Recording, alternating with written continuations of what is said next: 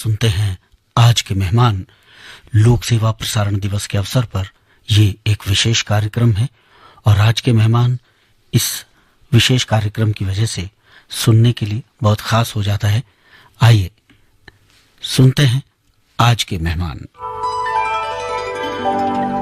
ये है आकाशवाणी और आप सुन रहे हैं गोल्ड 100.1 पर।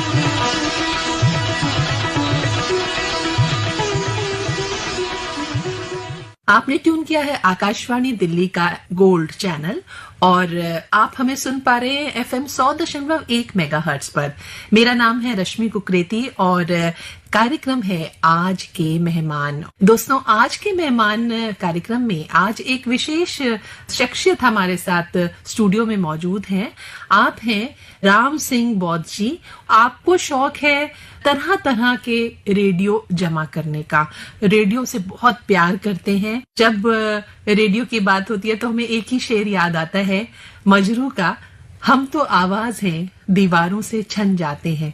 तो जो आवाज है ना, वो तो अगर कहीं भी आप सुनना चाहे तो ऐसे संचार के माध्यम मौजूद हैं जो कि आपके पास पहुंच जाएंगी। और रेडियो तो बहुत ही सुलभ, सरल और सटीक माध्यम है आवाज पहुंचाने का। तो राम सिंह बौद्ध जी, कैसा लग रहा है यहाँ आकर?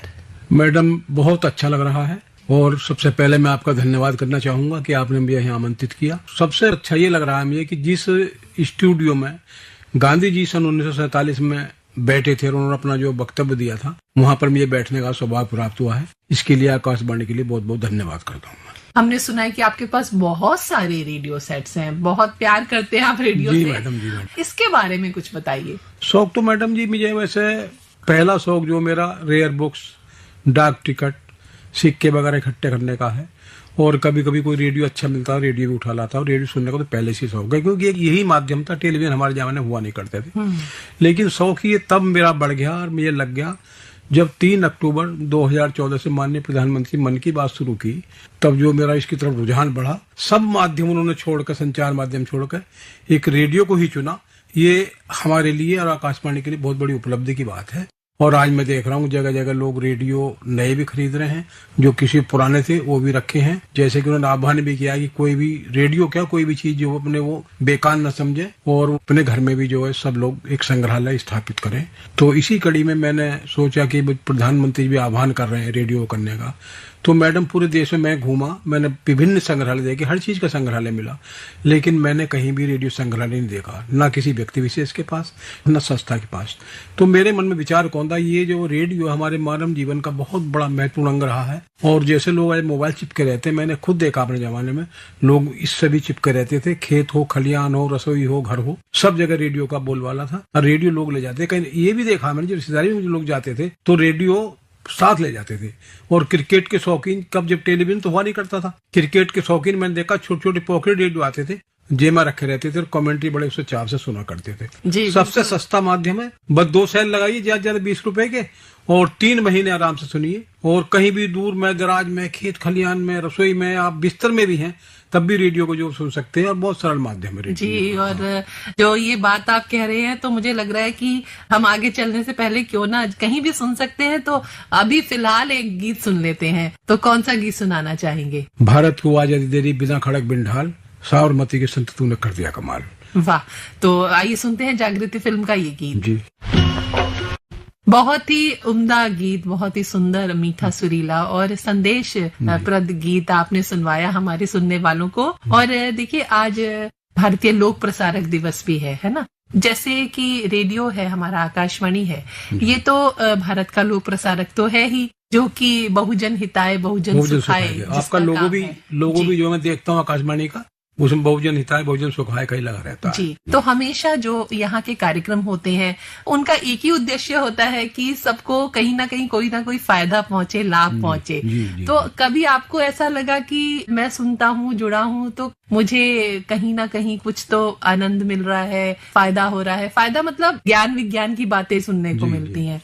रेडियो एक ऐसा सुलभ माध्यम है कि इससे किसी भी समय, जैसे हमें देहाती प्रोग्राम सुनता है तो 6:20 लगा लिया, वो टेलीविजन में सुलभ नहीं है।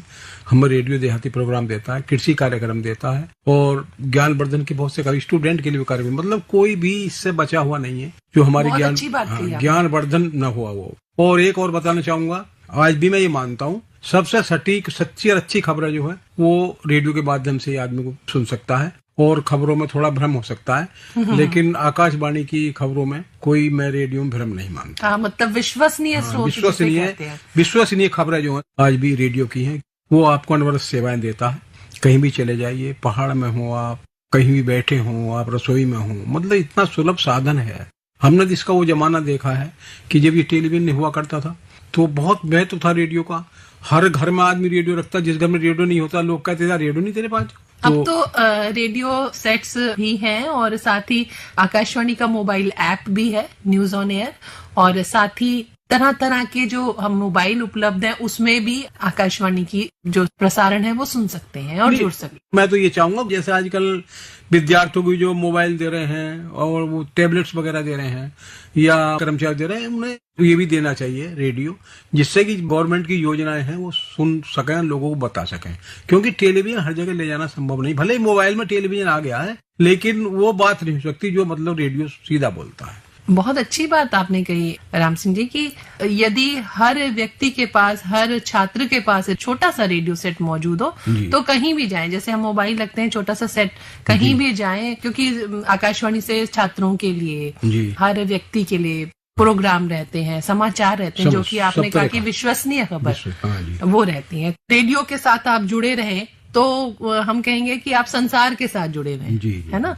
और कई ऐसी घटनाएं भी हुई हैं कि कई ऐसे अवसर भी आए हैं कि कोई आपदा आई हो तो भी रेडियो ने बहुत काम किया है। जब सारे संपर्क के साधन टूट गए तो लोगों ने रेडियो सेट के जरिए समाचार सुने, रेडियो सेट के जरिए मदद पहुंचाई है, संदेश पहुंचाए हैं और परिवारों को जोड़ा है। ये भी हुआ है। एक बात आपने इससे पहले बहुत अच्छी कही थी कि आप देखते हैं, जब क्योंकि आप तो गजरौला में रहते हैं तो आसपास पूरा कृषि का क्षेत्र भी है, और तो आप देखते हैं कि गांव देहात के लोग जो है आज भी खेतों में या चलते फिरते रेडियो से जुड़े रहते हैं, कृषि कार्यक्रम सुनते हैं। तो उसका अनुभव कैसा रहा है? उसका अनुभव ये है मैडम, 7:20 पे आपका कृषि कार्यक्रम आता है जी। जब ये हरियाणा अपना देहाती प्रोग्राम खत्म हो जाए तो 7:20 पे चलता है, उसके बाद जो सीधा कृषि कार्यक्रम आता है। तो मैंने लोग बाग देखा है कि जल्दी जल्दी काम निपटाया या देखा, क्योंकि वो प्रसारण ऐसा प्रसारण टेलीविजन पर नहीं होता। तो ज्यादातर जो पुराने लोग हैं या जो मोबाइल वो नहीं करते, उस कार्यक्रम को जो अपना रेडियो सेट कर देते हैं, रखते हैं, थोड़ा समय निकाल के, चाहे भले ही खाना खा रहे हैं वो, तो सुनते हैं कार्यक्रम को और उससे बड़ी अच्छी शिक्षा ग्रहण करते हैं। हाँ, देखिए उसमें तो ये भी है ना कि आपको जरूरी नहीं कि एक जगह बैठ के कुछ देखना है या हाथ में कुछ होना चाहिए। आपने तो उसको ट्यून किया अपना मनपसंद चैनल और अपने काम में लग गए, है ना। वो सुनाता रहेगा जी। टेलीविजन का आपको बैठना ही पड़ेगा, तभी आप देख सकते, काम भी छूटेगा। लेकिन रेडियो के साथ ऐसा कुछ नहीं, आप अपना रसोई में काम भी कर रही हैं, जो सुनने वाले रेडियो एक साइड में रखा है। आपको मनोरंजन करना है तो गाने बज रहे हैं उसमें, आपको देहाती प्रोग्राम सुनना होता है। महिलाओं का प्रोग्राम आता है रेडियो में बहुत अच्छा, वो टीवी पे नहीं आता, वो दोपहर में आता है, आपने देखो महिलाओं का प्रोग्राम आता है। तो महिलाओं का आपने कहा, और महिलाओं को क्या, हम सबको भी गीत संगीत बहुत पसंद है, तो हम अभी भी एक और गीत सुनवाते हुए चलते हैं। बताइए आपकी पसंद का गीत। मेरे पिया गए रंगों ने वहां से किया है टेलीफोन, तुम्हारी याद सताती है।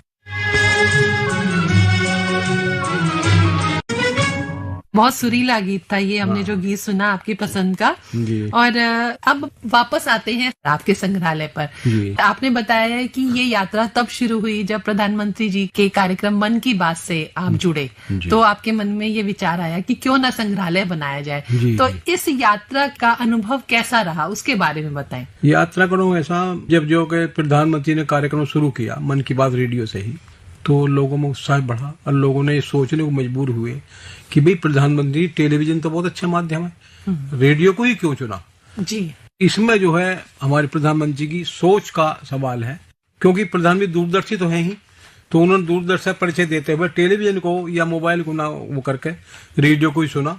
क्योंकि आज भी रेडियो ज्यादातर सब जगह सुगम सुलभ है। कभी कभी बिजली नहीं भी आती है तो आपका टेलीविजन डिब्बा बना रखा रहेगा, वो कुछ नहीं कर सकते आप उसमें। मोबाइल आपका चार्ज नहीं होगा, डिब्बा बना रखा रहेगा, लेकिन इसके साथ ऐसी कोई दिक्कत नहीं है। सबसे सुलभ और बढ़िया माध्यम रेडियो है हमारा संचार का माध्यम। अभी आपके पास कितने रेडियो सेट्स इस समय हैं? मेरे पास मैडम इस समय तो वैसे 1400 रेडियो हैं। अच्छा। हाँ, लेकिन 1100 डिफरेंट रेडियो, मतलब अलग अलग मॉडल के विभिन्न कंपनियों के हैं। जैसे कि उसमें जर्मन के भी हैं, जापान के भी हैं, इंग्लैंड के भी हैं, हांगकांग के भी हैं, अपने इंडिया के भी हैं। मतलब हर देशों को जहाँ जहाँ रेडियो बनते थे, जैसे जैसे हमें मिलता रहा वो मैं उन्हें इकट्ठा करता रहा। और तो पहला रेडियो जो सेट था वो आपके पास कौन सा था, मतलब इस संग्रहालय का? मेरा जो पहला मार्कोनी फोन है सन 1900 का है वो। अच्छा। हाँ, 1900 का है मार्कोनी, जो कि हमारे यहाँ तो यानी कि एक शताब्दी से भी पुराना। हाँ, एक शताब्दी से पुराना। 2023 जब तो हमारे यहाँ आकाशवाणी शुरू भी नहीं हुई थी जी, ये रेडियो शुरू भी नहीं हुआ, तो तब के, क्योंकि विदेशों में अमेरिका में बहुत पहले हो चुका था जी, तो वो 1919 वो सेट आपके पास है? हाँ, वो सेट मेरे पास है। और जो एक सेट है मेरे पास, अमिताभ बच्चन ने कुली फिल्म में यूज किया है। अच्छा। हाँ, उसका मॉडल मेरे पास है।